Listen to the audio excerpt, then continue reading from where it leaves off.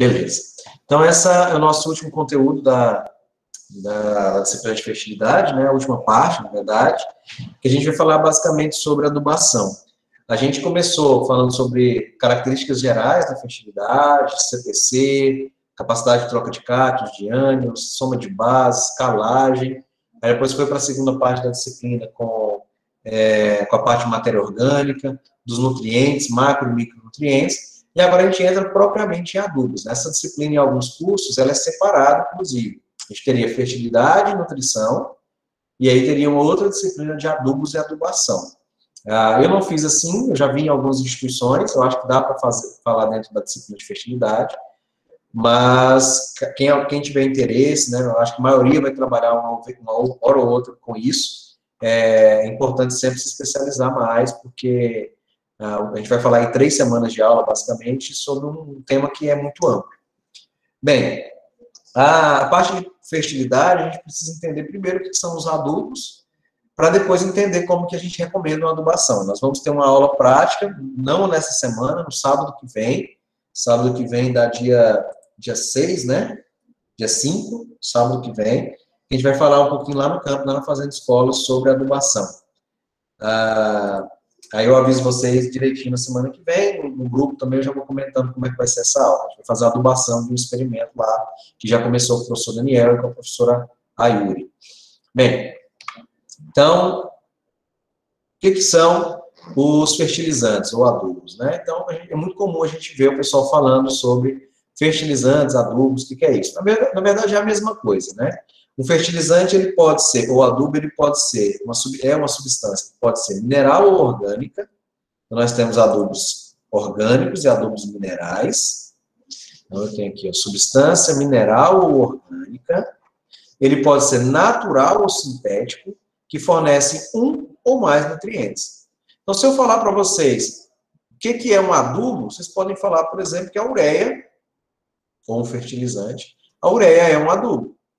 A ureia é um adubo, uma substância mineral, ela é uma substância sintética, que ela não está natural, né, na natureza, ela precisa ser produzida, e ela é uma fornecedora de um nutriente. Qual nutriente? O nitrogênio. Se eu perguntar para vocês o que é o KCl, cloreto de potássio, ele é uma substância mineral, também é uma substância sintética, porque não está na natureza dessa forma, ela precisa ser extraída, e fornece 2 nutrientes. Quais nutrientes? Potássio e cloro.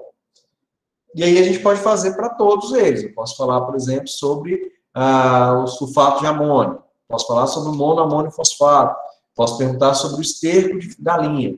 E aí vocês vão dizer, no caso do esterco, que é uma substância orgânica, natural, fornecedora de mais nutrientes, mais de um nutriente, né? Então, cada nutriente, cada fertilizante, cada adubo, ele precisa atender a esse conceito aqui. Se é uma substância mineral ou orgânica, ou mineral e orgânica. Nós temos os organominerais. Eu tenho adubos que são organominerais, e aí ele pode ser sintético, né, com base na parte mineral, mas pode também agregar parte orgânica, né? Então, ele pode ter várias concentrações, mas ele precisa atender pelo menos esses 3 critérios: ser mineral ou orgânico, ou mineral e orgânico, ser natural ou sintético, ou ter um ou mais nutrientes. Quanto à classificação dos fertilizantes, eles podem ser classificados quanto à natureza química, seria a forma como ele está, a gente vai ver daqui a pouquinho. Quanto à natureza física, se ele é granulado, se ele é líquido, né, a gente vai ver também. E quanto à natureza do nutriente contido, se tem um ou outro nutriente ou vários nutrientes, né?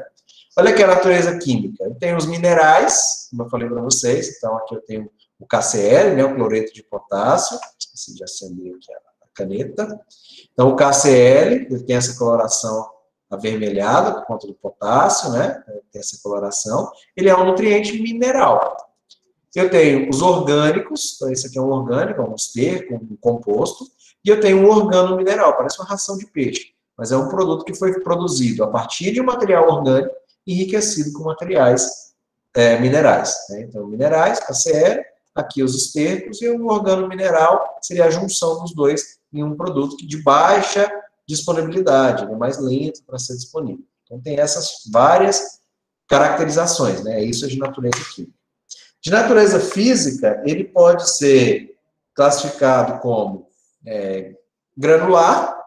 Então, a gente pode ter adubos grânulos, a gente pode ter adubos em forma de farelos e em pó, esses para os sólidos. Eu tenho, por exemplo, a ureia. A ureia é um grânulo, ela é granulada, as bolinhas de ureia. Eu tenho, por exemplo, adubos, como é o caso do calcário, que pode ser considerado como adubo também, ele é um pó. E eu tenho alguns adubos que são farelados. Os líquidos eu posso ter eles em soluções e posso ter em suspensões. Vou mostrar para vocês. Então, olha aqui, ó, esse aqui é um grânulo, né, uma ureia. Ela normalmente ela é branca, que é uma ureia que se chama de ureia protegida, né, a empresa. Então, ela é já um pouco mais azulada, mas é que ela é granular. Então, esse aqui é um adubo granulado. Esse aqui é um adubo em pó. Esse aqui é o sulfato de cobre, né? Normalmente tem essa coloração azul. E aqui eu tenho o que a gente chama de farelado. E aqui eu tenho dois adubos diferentes, fertilizante mineral em suspensão. Então, os nutrientes eles estão suspensos na água, aqui no líquido, é o manganês, né? E aqui eu tenho um outro nutriente que é em solução. O nutriente, normalmente as soluções são mais grossas, são mais, parecem mais oleosas, né, do que a suspensão. Na suspensão, o nutriente está dissolvido. Na solução, ele faz parte dessa estrutura. Quanto ao nutriente contido, ele pode ser nitrogenado, quando ele tem nitrogênio. Ele pode ser fosfatado, quando ele tem fósforo. Então, aqui ele tem nitrogênio, aqui ele tem fósforo. Ele pode ser potássio, quando ele tem potássio, né, K2O.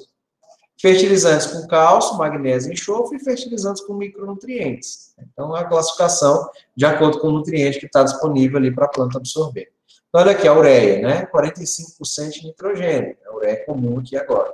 É um fertilizante nitrogenado, esse daqui. Nitrogenado. Aqui eu tenho um nitrogênio, um fertilizante com potássio. Além de ter cloreto, né? Cloro, ele tem potássio. O fertilizante fosfatado, então ele tem fósforo na sua constituição. Fertilizante com cálcio ou magnésio, silicato de cálcio e magnésio. Aqui o gesso, né, que é uma fonte de enxofre, é um fertilizante com enxofre. E aqui o fertilizante com micronutrientes, então mistura com micronutrientes para fertigação e hidroponia. Então aqui ele vem com os micronutrientes, né, ferro, cobre, manganês, né, vários micronutrientes. O que a gente vê mais comumente, pessoal, são o que a gente chama de fórmulas, né?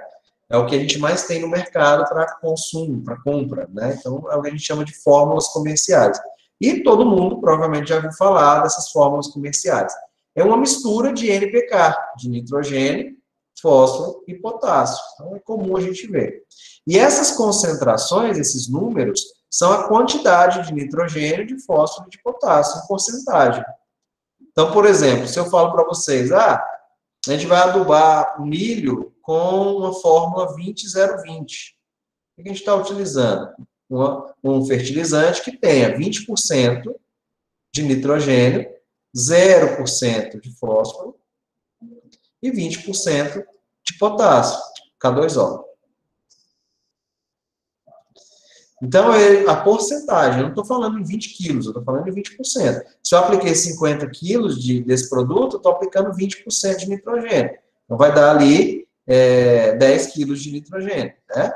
Então, se eu estou aplicando 200 quilos por hectare de 20-0-20, eu estou aplicando 40 quilos de nitrogênio. É sempre importante lembrar que é em porcentagem. Pelo Ministério da Agricultura, a exigência mínima da soma tem que ser maior que 18. Eu não vou ter no mercado um fertilizante 2,0015, que a soma disso daqui dá só 17. Então, não pode comercializar esse produto. A soma mínima tem que ser 18. Então, eu tenho quem? 4, 14 e 8. 4 mais 14 dá 18, mais 8 dá 26. Então, esse fertilizante pode ser vendido. 6, 30, 10. Dá 46 essa soma, né? 30 mais 10, 40, mais 6, 46. Eu não vou ter fertilizantes que tenham, não posso comercializar produtos com menos de 18 nessa soma. Então, as fórmulas mais comuns, a ureia, né? A gente pode expor a ureia em uma fórmula comercial. Qual seria a fórmula comercial da ureia? 45, 0, 0. Que é isso, professor? Ela tem 45 de nitrogênio, 0 de fósforo e 0 de potássio. Sulfato de amônio, ela tem 20 de nitrogênio, 0 de fósforo e 0 de potássio. Superfosfato simples, eu não tenho nada de nitrogênio, nada de potássio, eu tenho 18 de fósforo. Supertriplo, nada de nitrogênio, nada de potássio, 41 de fósforo. Cloreto de potássio, nada de nitrogênio, de fósforo e 58% de potássio. Sulfato de potássio, também já tem uma concentração menor, né? 48% de potássio. Então, eu posso utilizar. Essa aqui é uma lista dos principais fertilizantes que nós temos. As fórmulas mais comuns. É lógico que em alguns lugares a gente não vai encontrar. Normalmente, esses adubos que têm nada de nitrogênio, eles são usados no plantio. Então, muitas vezes, eu não coloco tanto nitrogênio no plantio. Então, 0, 13, 24. Eu tenho nada de nitrogênio, tenho 13 de fósforo e 24 de potássio. 4, 30, 10, 4, 14, 8. São adubos de plantio. Sempre que o valor de potássio, de fósforo, for maior, a gente está falando de adubos de plantio. Então, aqui, 0, 30, 20, é plantio. 2, 30, 20, é plantio. 4, 14, 8, é de plantio.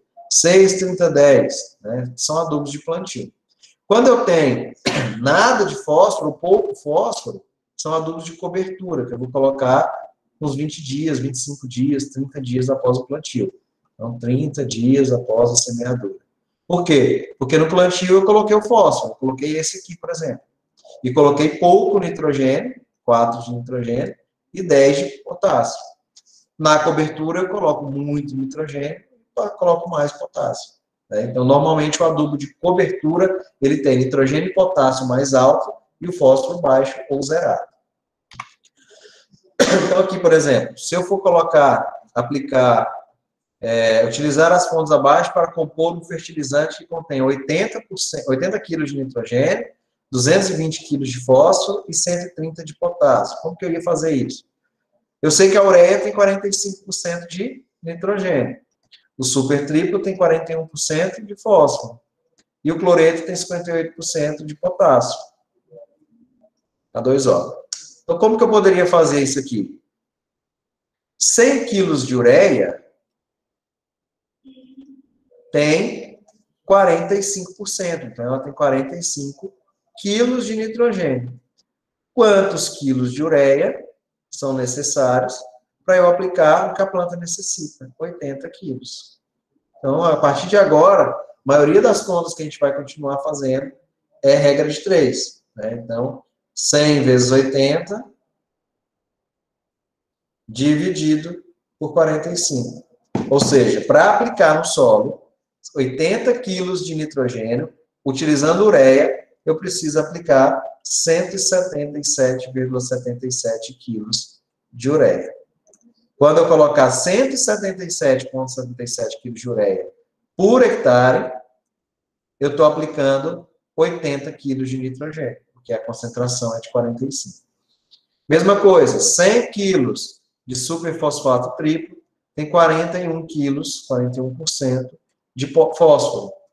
Quantos quilos de superfosfato triplo para aplicar 220 quilos de fósforo? Outra regra de 3. 100 vezes 220. 100 vezes 220 dividido por 41. 536 quilos.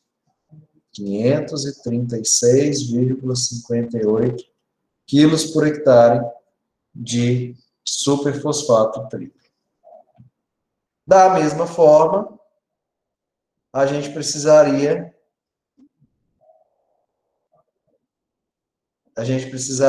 fazer a conta para o potássio. 100 quilos de KCl tem 58 de potássio. Está aqui, 58 quilos de potássio. Quantos quilos de KCl para fornecer o que a planta precisa? 130. Outra regra de 3. 100 vezes 130.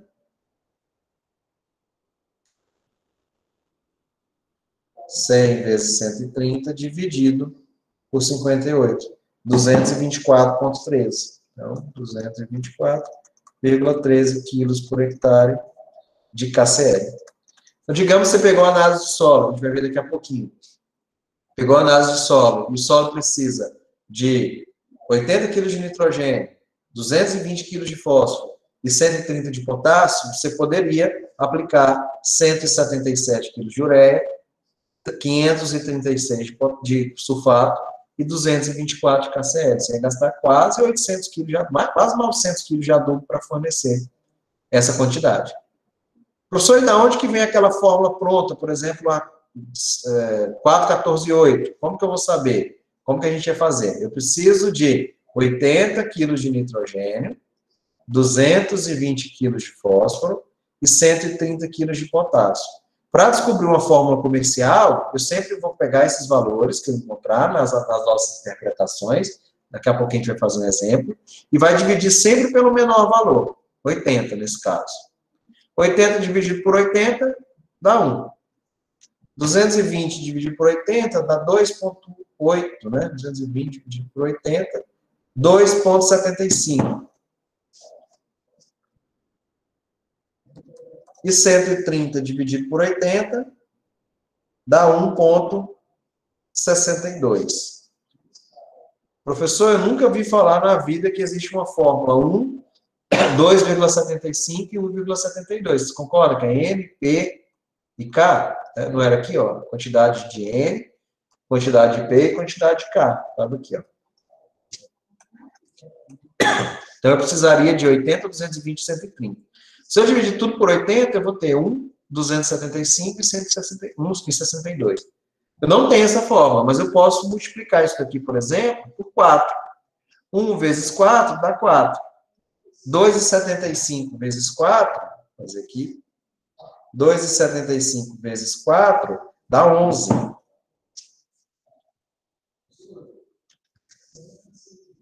1,62 vezes 4 dá 6,48.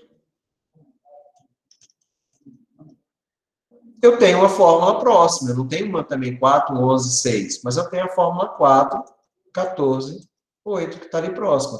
Poderíamos ter multiplicado, ao invés de 4, por 6. Eu ia ter 6, 2,75 vezes 6, 16. Eu ia ter 6, 16,5. E, por último, 1,62 vezes 6, 9,72. 6, 16 e 9, eu também tenho a fórmula 6, 18, 10. Então, essa fórmula também poderia ser utilizada. Aí depois a gente vai ver a quantidade, né? Mas é assim que se descobre qual fórmula que vai atender, que pode atender aquela demanda, né? Então, foi um exemplo casual aqui que eu coloquei. Daqui a pouquinho a gente vai ver um exemplo com análise de solo verdadeiras aí, para que vocês possam exemplificar. E eu vou colocar várias atividades para vocês também, inclusive as atividades nossas das 3 VAs, a gente vai ter uma aula, essa aula de hoje, uma pós-aula. Hoje é dia 26, então a gente tem uma pós-aula, semana que vem uma outra e depois outra. Então nós vamos ter 3 pós-aulas só. Cada pós-aula dessa vai valer 4 pontos, para dar os 12. E as atividades práticas laboratoriais, as APLs, né? Então, vocês vão ter os 38 pontos divididos em atividades daqui até o final do semestre. Então, as pontuações vão ser maior para cada atividade que vocês fizerem. E parte da nota vai ser a aula prática presencial semana que vem. Quem não puder vir, a gente vai passar um outro trabalho para compensar também, mas vai ser a participação na aula presencial semana que vem, no dia 5. Bem, a gente vai fazer muitos exemplos disso que eu falei daqui a pouquinho. Antes disso, a gente vai mostrar a aula que eu mostrei o vídeo para vocês. Só um momentinho.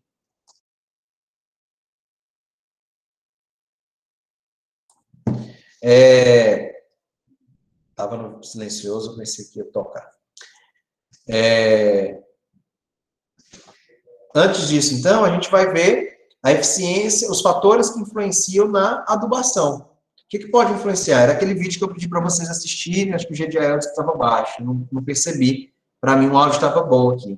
Mas a gente vai falar dele aqui agora também. Bem, O que a gente pode fazer para otimizar o uso dos fertilizantes? Né? O que é otimizar? É melhorar. Então, por exemplo, quando eu falo para vocês que eu tenho um uso de fertilizantes e eu posso melhorar, eu posso utilizar menos, ou utilizando a mesma quantidade, eu posso produzir mais, eu estou falando em otimização. E existem 4 ferramentas que nos ajudam. Primeiro, análise de solos. Então, análise de solo, a gente inclusive falou disso antes. Eu só sei o quanto eu preciso aplicar de adubo se eu puder saber o que tem no solo ou o que não tem no solo.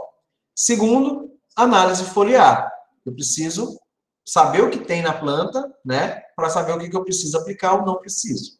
Terceiro, os testes rápidos. A gente falou isso na segunda VA.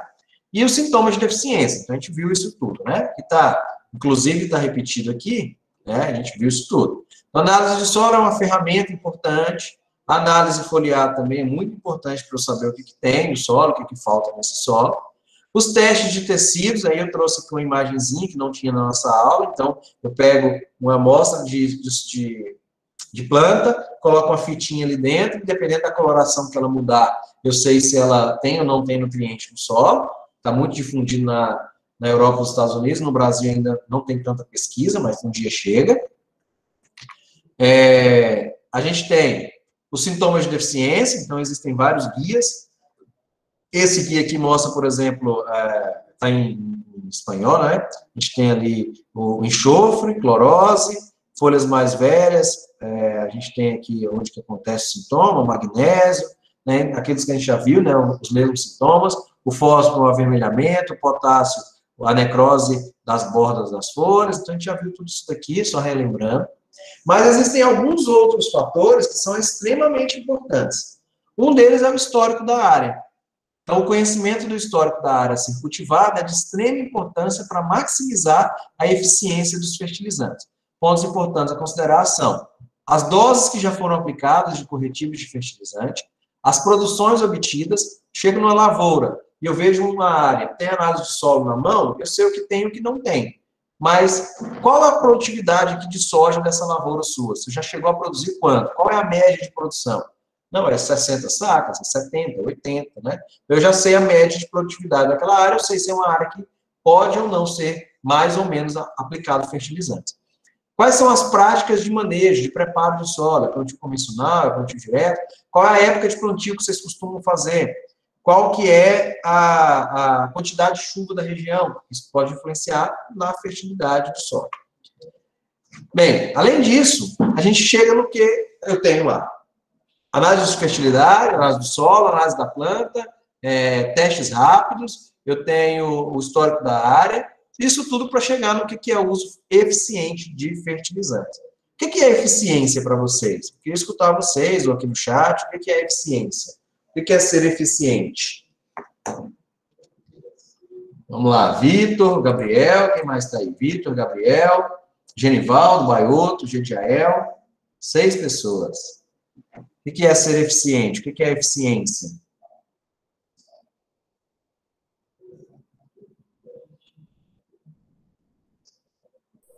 Um de cada vez. Fazer dar o máximo de produtividade. Máximo de produtividade em função de quê? Utilizar uma solução que dê certo, né? Que vai dar resultado. Então, vamos colocar um exemplo aqui. Vamos colocar aí 2 criaturas. O Baioto, que está aí na aula, e o Vitor.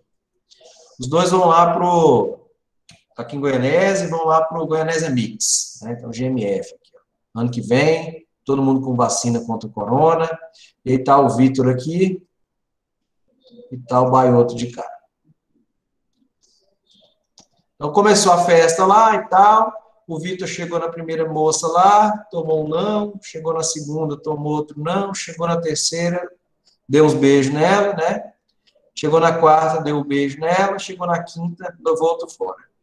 A eficiência dele foi de 40%. Né? Então, a cada 5, ele teve lá 2 sucessos, digamos assim. E o Baiotto foi na primeira, tomou um não, foi na segunda, tomou um não, chegou na terceira, outro não, chegou na quarta, outro não, chegou na quinta, por dó, a menina deu uns beijos nele. Ele teve eficiência de 20%. Às vezes foram até as mesmas meninas, né? As mesmas condições, a festa era a mesma, as meninas eram as mesmas, mas o Vitor teve, o Vitor sem K, né? O Vitor teve, sem C, o Vitor teve eficiência maior do que o Baiotto, né? Na planta também é da mesma forma, o uso eficiente de fertilizantes. Como assim, professor? A medida do ganho em produção por unidade de nutriente aplicado. Digamos que o Baiotto está produzindo lá a soja dele, e ele está aplicando um adubo, e para cada 200 quilos de adubo que ele aplica, ele tem um retorno de 20 sacas de soja. Um chute aqui. E o Vitor está lá na lavoura dele produzindo, e é para cada 230 quilos de adubo, no final, ele produziu as mesmas 20 sacas. Nesse caso, aqui está o Baiotto e aqui está o Vitor. O Baiotto está sendo mais eficiente. Por quê? Ele está usando menos adubo para produzir a mesma quantidade. Ou eu poderia ter uma situação diferente. Os dois estão usando a mesma quantidade, 200 quilos, e enquanto o Vitor usa 200 quilos para produzir as 20 sacas, o Baiotto usa 200 quilos e produz 23 sacas. Ou seja, ele está mais eficiente. Professor, mas o Vitor está em Ceres e o Baiotto está em Uruaçu. Aí eu não posso comparar tanto a eficiência, porque são solos diferentes, são regiões diferentes. Então, a eficiência é importante a gente sempre comparar em áreas próximas. Esse é um gráfico da FAO, da Fundação aí, da ONU para a Agricultura, que explica o que seria essa eficiência, né? Com esse último exemplo que eu dei. Por exemplo, o cidadão aqui utilizou 2 sacos de adubo, de fertilizante, e produziu 3 sacos de soja, por exemplo. Né? Então, ele usou 2 sacos de adubo e produziu 3 sacos de soja. E ele teve um lucro X. Então, ele vendeu esse produto e teve um lucro X aqui, digamos lá, R$100. O vizinho dele, com as mesmas condições de clima, de solo, também fez a mesma adubação. 2 sacos. Mas, ao invés de produzir só 3 sacos de soja, ele produziu 4, teve um lucro de R$125. Ou seja, ele teve um lucro maior do que o primeiro produtor. Por quê? Se o solo era o mesmo, o solo era igual, o solo 1 era igual ao solo 2. O clima do 1 era igual ao clima do 2. A adubação do 1 era igual à adubação do 2. Por que o 2 teve um maior lucro do que o 1? Porque existem outros fatores que interferem. Fatores diretos e fatores indiretos, que era o vídeo que eu pedi para vocês assistirem. Então, quais são, né? Os fatores diretos. Qualidade do fertilizante. Às vezes o cidadão comprou de uma fábrica e o outro comprou do outro. O mesmo adubo. Eu comprei ureia da marca tal. Eu comprei ureia da marca tal. A ureia dele aqui é melhor do que a ureia dele. Pode acontecer. A eficiência está relacionada com as condições relacionadas à qualidade do fertilizante, né? O solo, embora sejam solos próximos, eu posso ter um solo mais compactado que outro. Compactado, o outro solo mais friável, mais solto, né? Então, tudo isso pode influenciar. Recomendação equilibrada. Às vezes ele colocou 200, mas os 200, ele não precisava colocar 200, ele precisava colocar 230. E esse aqui precisava colocar só os 200, por isso que ele foi mais eficiente, ele produziu mais. Época de aplicação, às vezes eu fiz a minha adubação de cobertura quando a planta estava com 25 dias após o plantio. E o outro fez quando ela estava com 30. Então, ela sofreu 5 dias a mais sem nutriente no solo. E aí, por isso que ele produziu menos. Enquanto um aplicou a lanço, o outro aplicou no sulco. Isso pode influenciar também. Cada nutriente tem o seu comportamento. A uniformidade, o cara foi aplicar isso no trator, na distribuidora de adubo, e teve área que caiu o equivalente a, sei lá, 30 gramas por metro quadrado, teve área que caiu 40. E teve outro produtor que aplicou e caiu 35 em tudo. Então, ele teve uma maior eficiência de aplicação. Foi mais uniforme a aplicação. Isso sem pensar em taxa variável e tal, né? Só os produtores mais simples, por enquanto. E existem fatores indiretos. A umidade do solo, Então, pode ser que, embora sejam solos próximos, o teor de matéria orgânica do solo, por exemplo, influencia mais a retenção de água no solo do produtor 1 do que no do produtor 2. Aí eu adubei e não tinha água suficiente para a planta absorver, mesmo estando próximos. Só que esse, por ter mais matéria orgânica, ele segurou a água por mais tempo. Planta. Os dois produtores são de soja, mas um está usando o material da Embrapa e o outro está usando outro material lá, qualquer. A conservação do solo, as perdas por erosão, por exemplo. Eu faço minhas curvas de nível, minhas barraginhas aqui. O vizinho não faz nada.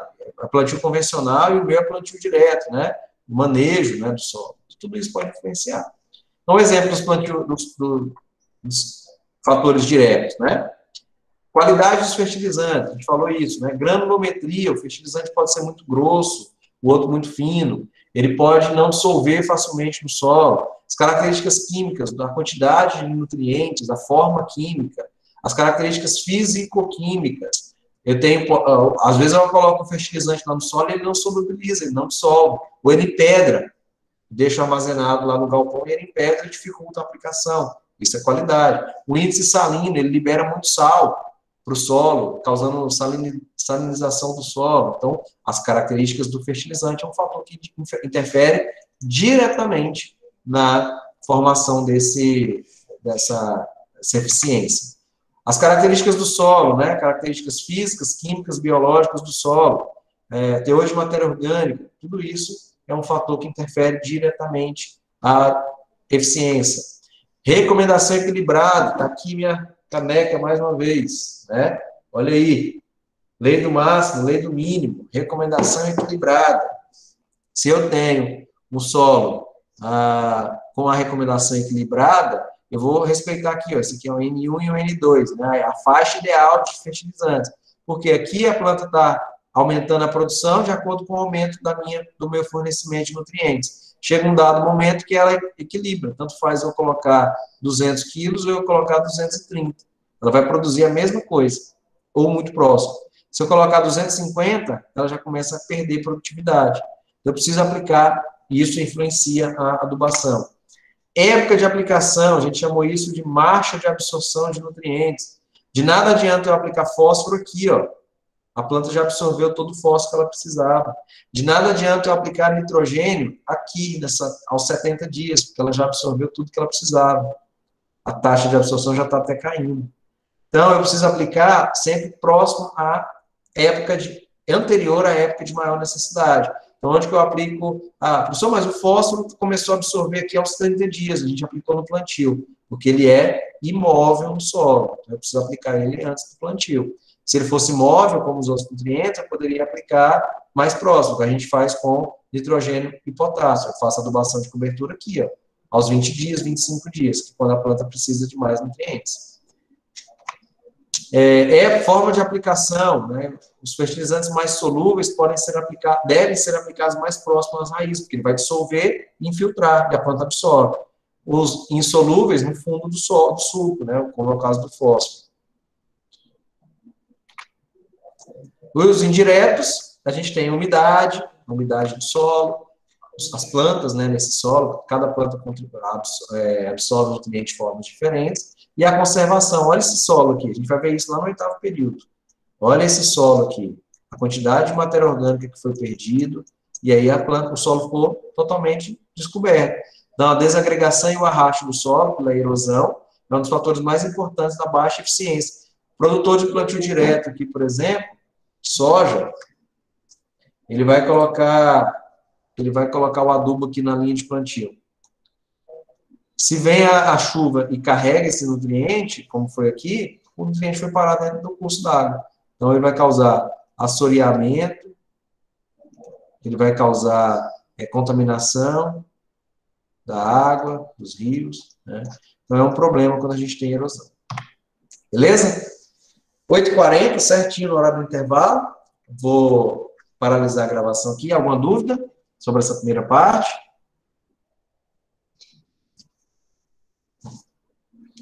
Se não tiver, a gente faz, então, um pequeno intervalo aqui, só para beber água aqui rapidinho, vou parar a gravação. E vou